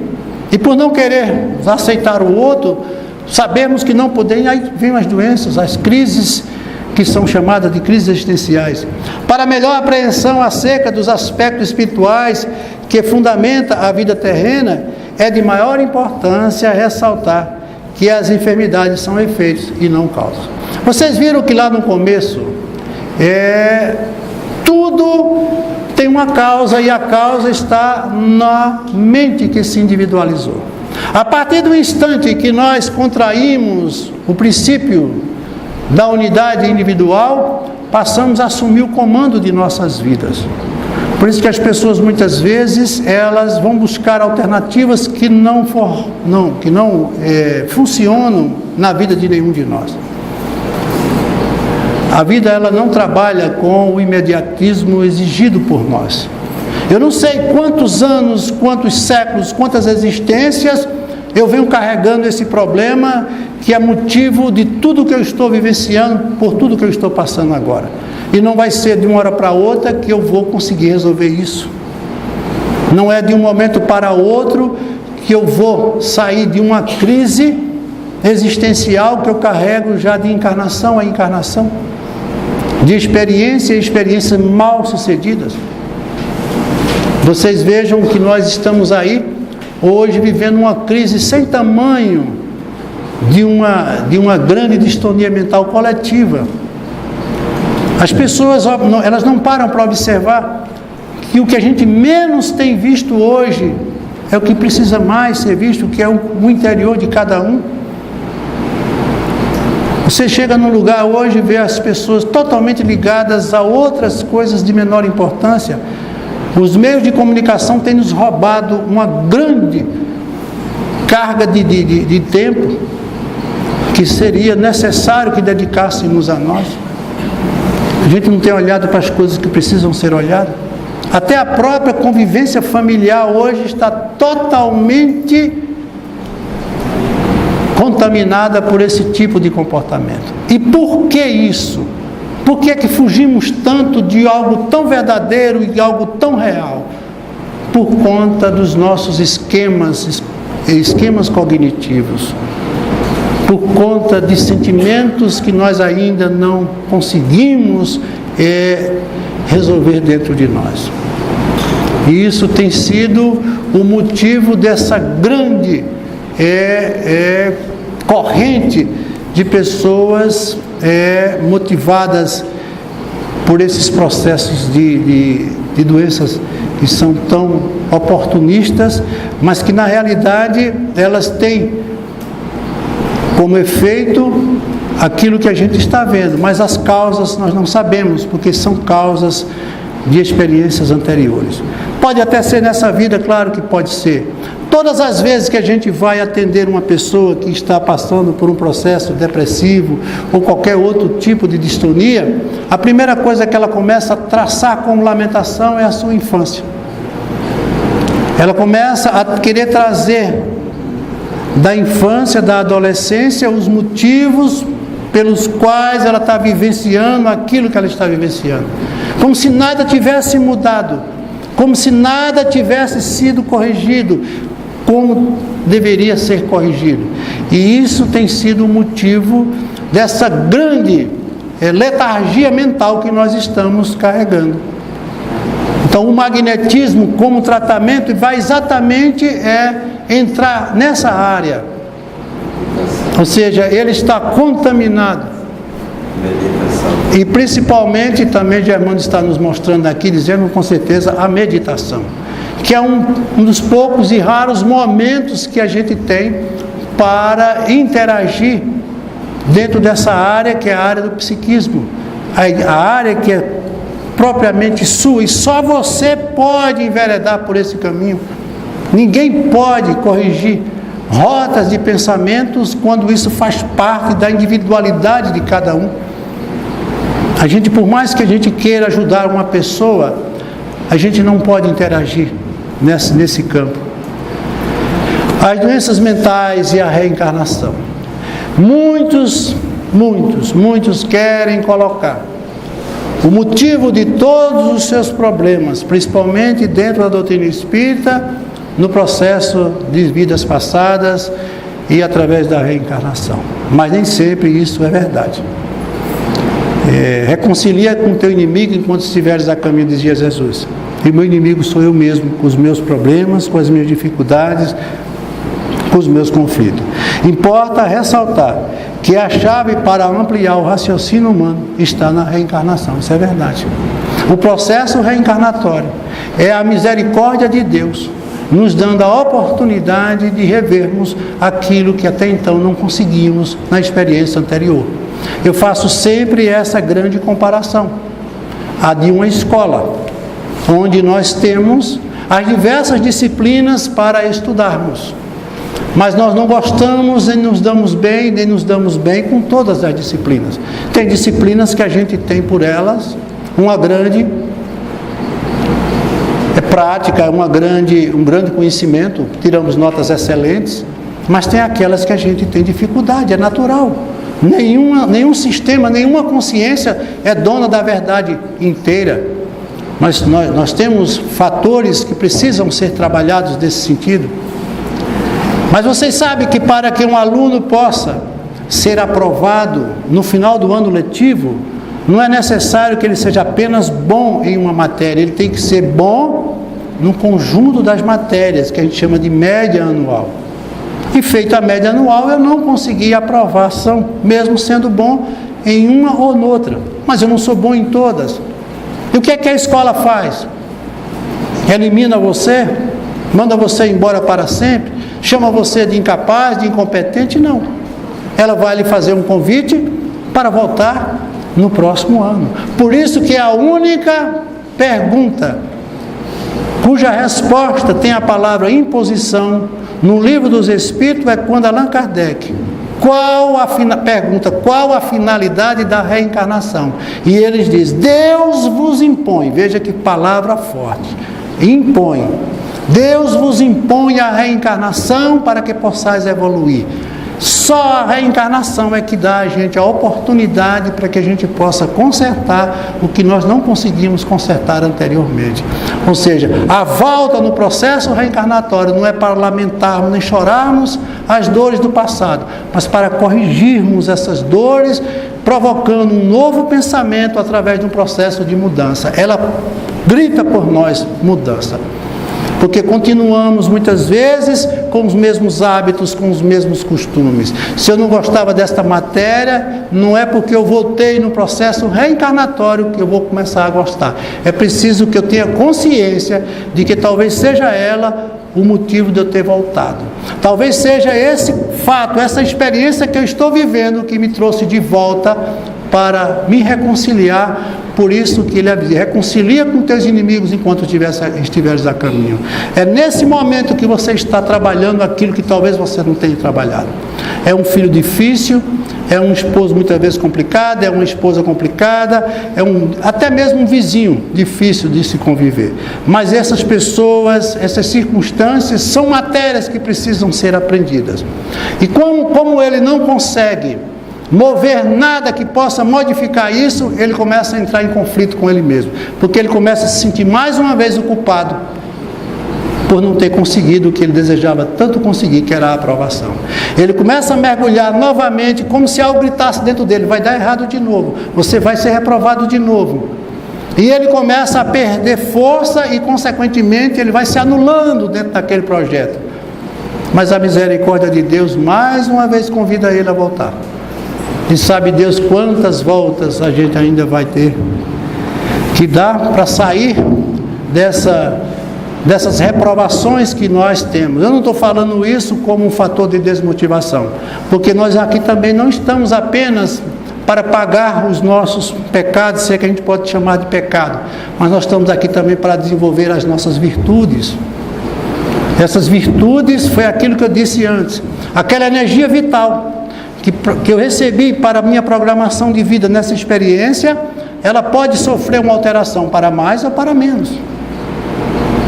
Se eu estou utilizando a minha experiência de forma positiva, se eu estou provocando nela um processo de crescimento, estou contribuindo com o projeto, é bem provável que ele me dê mais um tempinho de prorrogação, para que eu possa me segurar mais um pouco aqui e continuar ajudando aqueles que tanto precisam. Mas tem gente que diz assim: mas como é que pode? Um homem tão bom morreu tão novo, e aquele que era tão ruim ainda continua vivendo.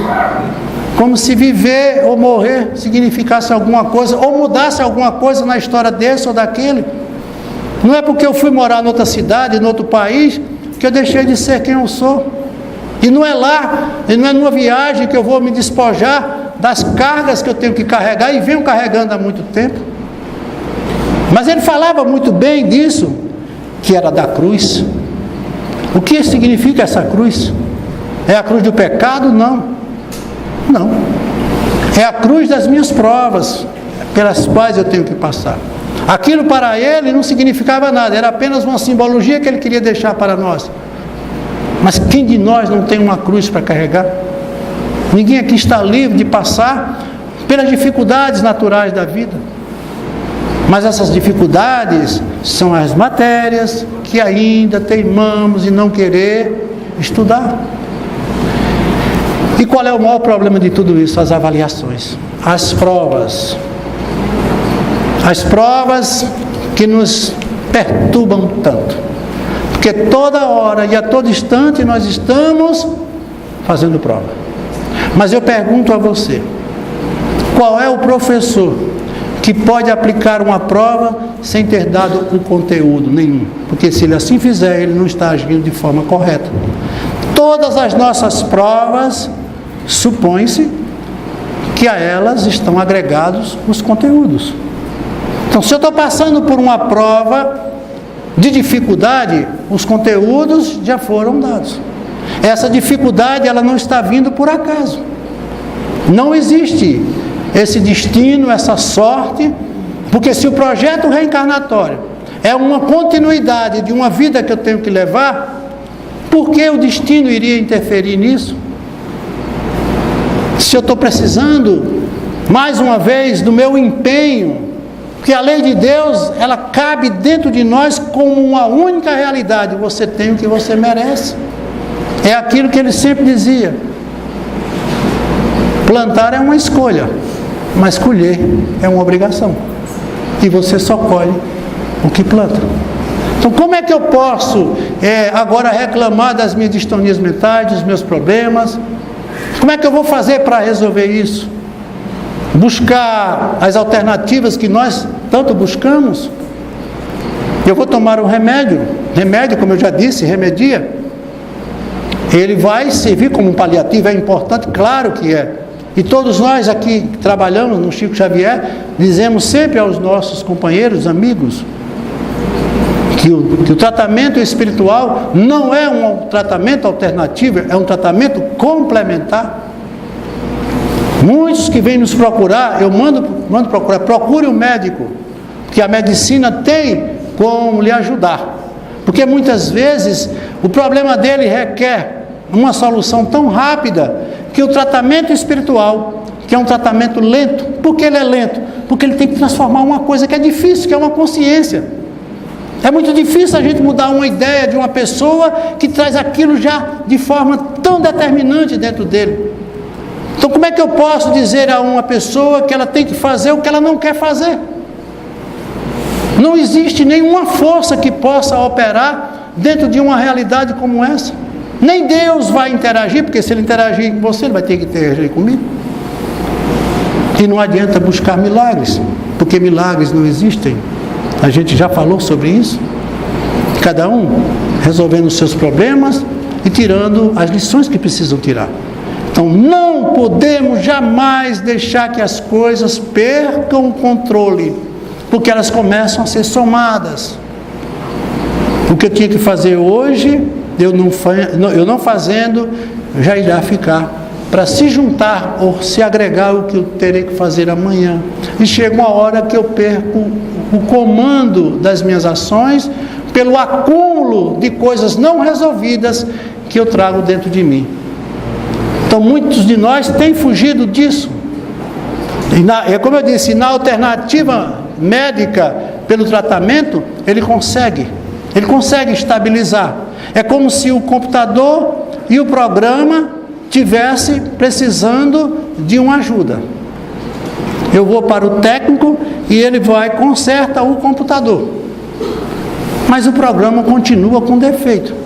Na hora que eu jogo o programa no computador, o computador não acessa. Na hora que eu jogo a mente num cérebro que está em desequilíbrio químico, que não está processando, as coisas não vão funcionar. Por quê? Porque tudo que nós somos na experiência que vivemos, mesmo sendo um espírito imortal, só pode se manifestar através do corpo físico. Só através do corpo físico. A não ser os casos de ectoplasmia, que é quando o espírito, ele se serve do ectoplasma do médium para fazer qualquer coisa em termos de movimentação da matéria. Isso aí já é um outro caso que a gente depois vai ver, vai verificar. Então, o que a gente precisa entender é que se não modificarmos a nossa forma de pensar, não temos como modificar a vida que temos. E o magnetismo, como eu disse a você, ele é de fundamental importância. Por quê? Vocês observam que quando as pessoas elas vêm na segunda-feira para o tratamento, elas nunca saem da mesma forma que entraram. Nunca saem. Você veja que você vai para uma consulta médica, você estando doente, você faz a consulta, ele ministra a medicação, ele faz toda a identificação do problema e você sai do mesmo jeito, se não sair pior. Vai para uma farmácia procurar os medicamentos que vão lhe ajudar. Não é verdade? E por que é que quando a gente vem para um tratamento espiritual, a gente sai diferente?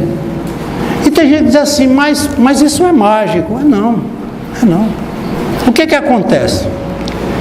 Ele passou o dia todinho, talvez mais do que o dia, concentrando toda a sua agonia interior, todos as suas distonias, seus problemas, sejam eles de que ordem for. E aquilo cria dentro dele um sistema de forças interagindo, formando o que eles chamam de verdadeiros coágulos mentais. E esses coágulos, eles começam a nutrir um corpo que também já está em processo de socorro, porque começam a surgir as doenças psicossomáticas, as doenças sem diagnóstico. Eu estou com fibromialgia, eu estou com isso e com aquilo. Vai para o médico, faz um mundo de exames e não consegue identificar a doença no corpo, porque a doença não está no corpo. O problema não está no computador, o problema está no programa. O programa não está tendo condições de controlar o computador. E assim ele vai e permanece. Não entende ele que é preciso uma mudança radical. Ou seja, como ele mostrou lá, é lá na mente que está a causa. O efeito está no corpo. Então eu sou o que penso e nutro-me, ou tento me nutrir daquilo que eu imagino ou que penso. Então ele vai caindo, vai caindo, vai caindo. Sim, aí quando ele volta ou ele vem para o tratamento com magnetismo, que nós vamos já na próxima semana já começar com os centros de força e finalmente chegarmos propriamente ao magnetismo, e para tanto era preciso que a gente tivesse pelo menos essas informações, entender o que é o corpo, como ele funciona, como é que funciona a nossa mente, para não fazermos o que as pessoas muitas vezes fazem, de forma tão, muitas vezes, desorientada. Então ele está ali, né, com aqueles centros de força totalmente desarmonizado. E aí a gente vai fazer o quê? Joga-se um atendimento, aliás, uma aplicação de um dispersivo. A gente tira aquela, tenta deslocar aquela energia, porque vocês talvez não saibam, em 1 ano e poucos meses, nós mudamos toda a nossa estrutura celular. Até as células neuronais, elas são substituídas. Até um dia pensava assim que não. Essas células, elas vão morrendo e vão renascendo, vão se reproduzindo. Mas foi descoberto, e isso está dentro também do magnetismo, que praticamente em 2 meses a gente também pode mudar todo o campo vibracional. Toda essa energia a gente pode mudar. Mas o que é interessante é o seguinte: ele vem para a casa espírita e ele faz o atendimento, ele é atendido com magnetismo. Ele se sente maravilhosamente bem. Por quê? Porque ele encontra um campo propício para ele dissipar essa energia. Então aquela energia ela foi retirada e foi colocada uma energia de uma vibração muito menos densa do que aquela que ele carregava.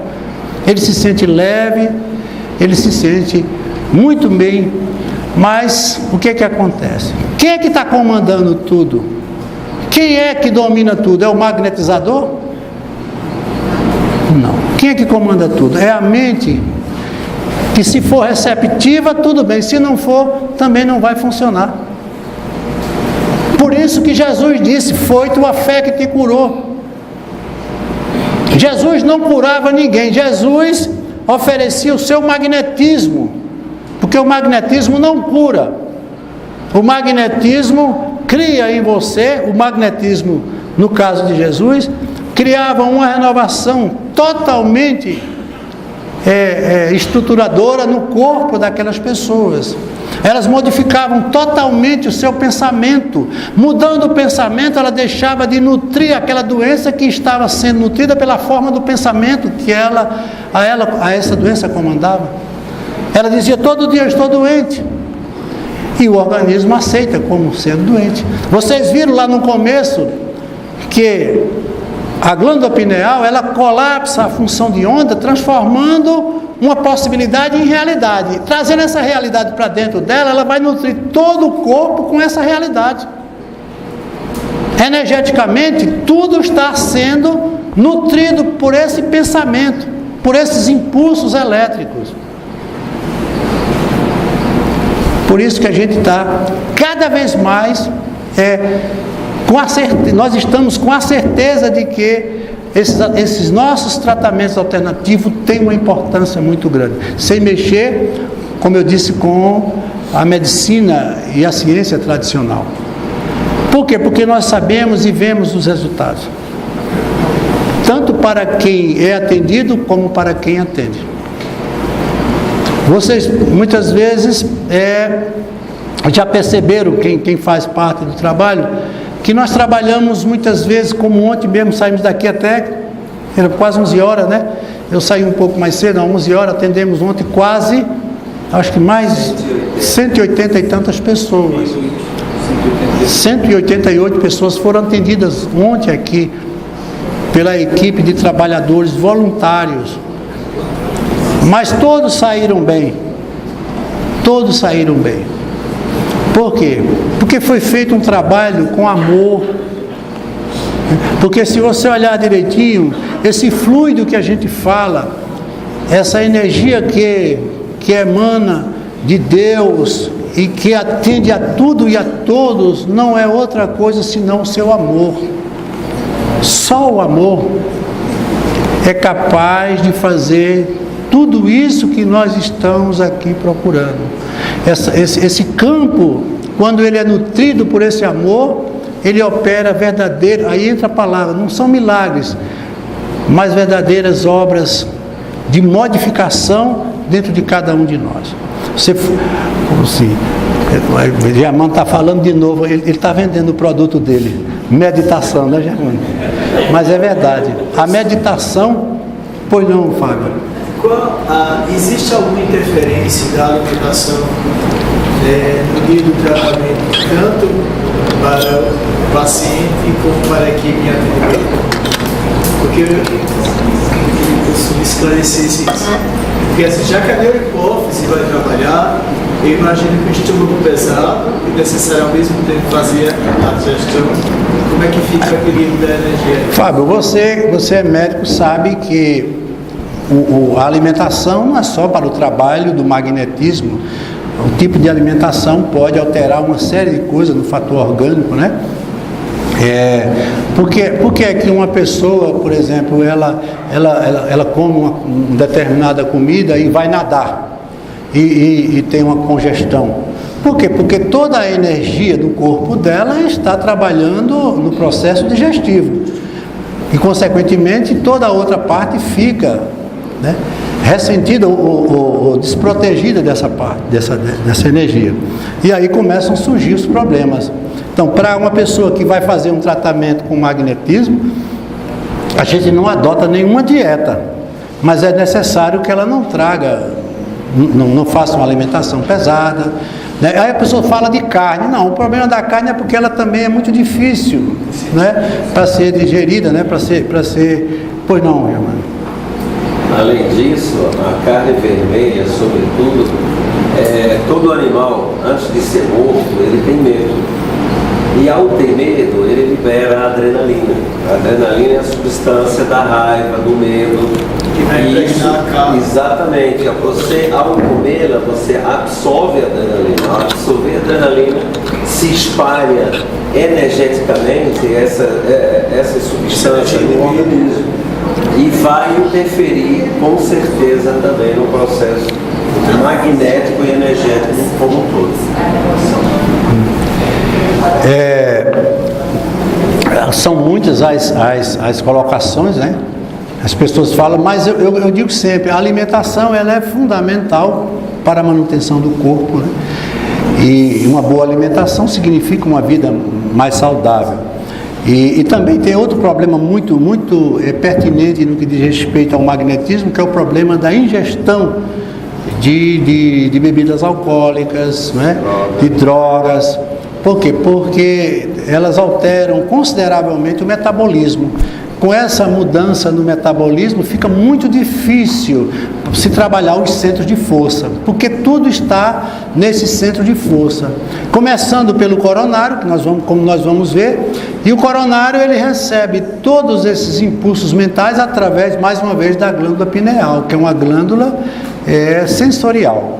Quando ela emite, quando ela coloca dentro, por exemplo, quando você chega no centro espírita, as pessoas ficam naquela antessala. O exercício que eu peço primeiro para fazer, que não deixa de ser um exercício de meditação, é o exercício de respiração. Porque as mitocôndrias, elas precisam de oxigênio para produzir energia para as células. Então, quando você começa a fazer a respiração lenta e profunda, você já começa a nutrir nas células com o oxigênio necessário para que elas possam se estabilizar. Consequentemente, uma pessoa que está com qualquer doença, né, naquela área, ela já começa sendo beneficiada. E ao mesmo tempo ela entra no estado meditativo. Então as duas coisas começam a se somar, dando a ele um campo propício para o tratamento. Uma predisposição. Ele não recebeu nenhum tratamento, ele recebeu apenas as orientações para o tratamento, que começa, por sua vez, com um abraço, com um carinho, não é? Com um acolhimento. Aconteceu um caso aqui muito interessante, eu já contei aqui, foi logo no início. Uma jovem veio fazer o atendimento aqui, e quando ela saiu, estava ali na frente, e ela começou a chorar, mas chorava de forma compulsiva. E eu fiquei muito preocupado. Meu Deus, o que foi que a gente fez de errado para ela sair daqui numa condição dessa, quando é normal que todo mundo saia bem? E eu fui perguntar a ela: minha filha, por que é que você está tão triste, chora tanto? Ela disse: não é nada. Eu digo: não, mas me diga. Ela disse: eu vou lhe dizer. Eu moro numa casa com 6 pessoas e fazia quase 3 meses que eu não recebia um abraço de ninguém. E eu aqui chegando recebi 4 abraços verdadeiros. Mesmo que o tratamento já tem uma importância a partir do acolhimento. E isso faz com que? Porque ela modifique toda a sua psicosfera mental, nutrindo ela de uma outra realidade que até então ela não tinha como produzir naturalmente. Ocitocina. A própria ocitocina, que é o hormônio da alegria, do prazer.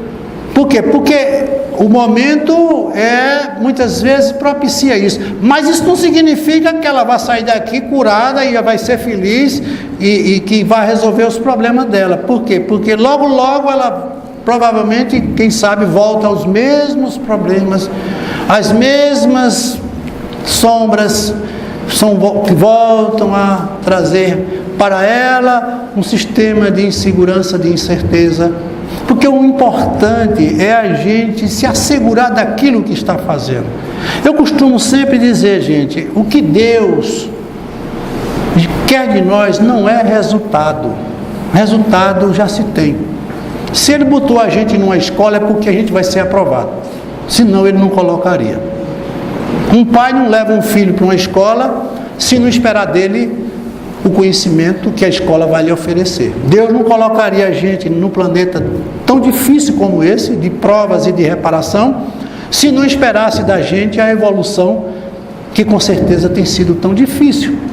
Mas nós vamos conseguir, vamos. Mas o que Ele quer da gente é empenho, é vontade, é essa luta diária, é não se entregar à própria sorte, é não se deixar levar pelo pessimismo que muitas vezes toma conta da gente.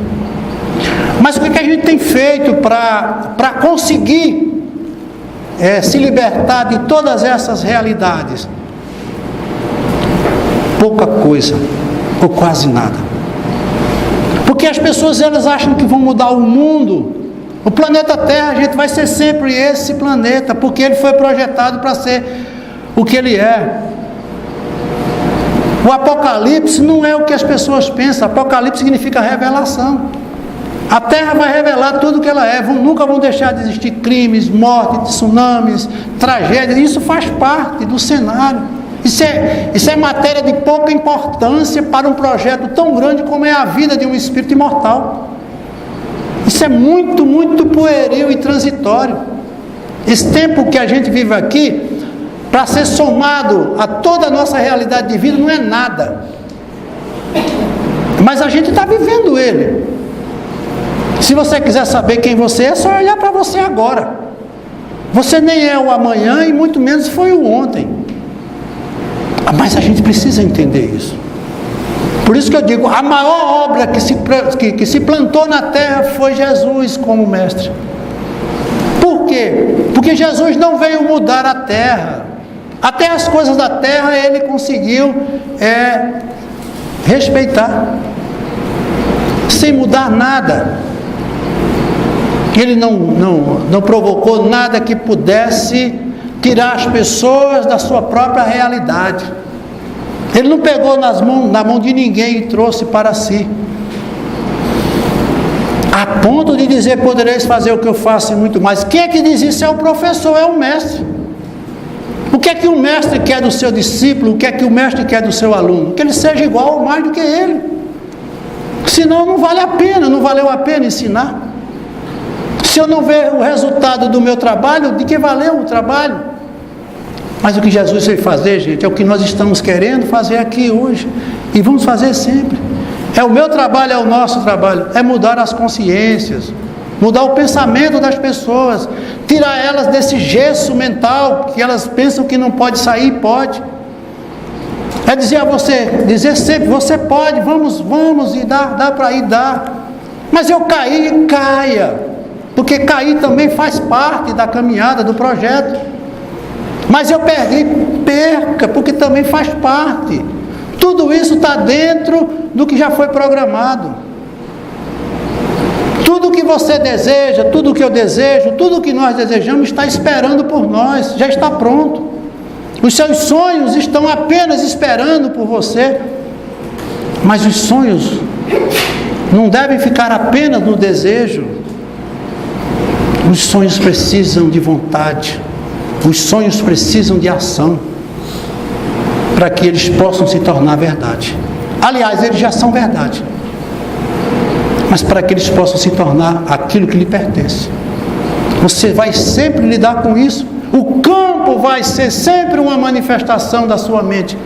Tudo que você mandar para o campo lhe devolve com a mesma intensidade. Por isso que tem que pessoas dizer assim, eu agi sem pensar. Não. O pensamento é um atributo da mente. A mente não pode viver sem pensar. Porque se ela não pensar, ela não cresce, ela não evolui. Eu agi sem refletir. Aí eu concordo. O reflexo é uma condição única da luz. Só a luz reflete. Tudo que você faz sem luz não tem importância nenhuma. É egoísmo. É egoísmo. Porque esse reflexo, gente, é o que nós temos de mais importante. É eu ver em você o que eu sou. É eu sentir em você o que eu sinto em mim. É saber que eu fazendo mal a você, eu estou sentindo o meu mesmo mal em mim. E a gente não pode se enganar e não pode fugir disso. O magnetismo é fantástico para nos mostrar isso. Então, na próxima semana nós vamos falar muito sobre esse centro de força. Nós vamos falar propriamente da técnica do magnetismo. Outra coisa que eu peço aqui a vocês é que as pessoas que se interessam em fazer parte da equipe do Chico Xavier, seja bem-vindo. Nós estamos precisando de voluntários. Todos estão aqui convidados, qualificados.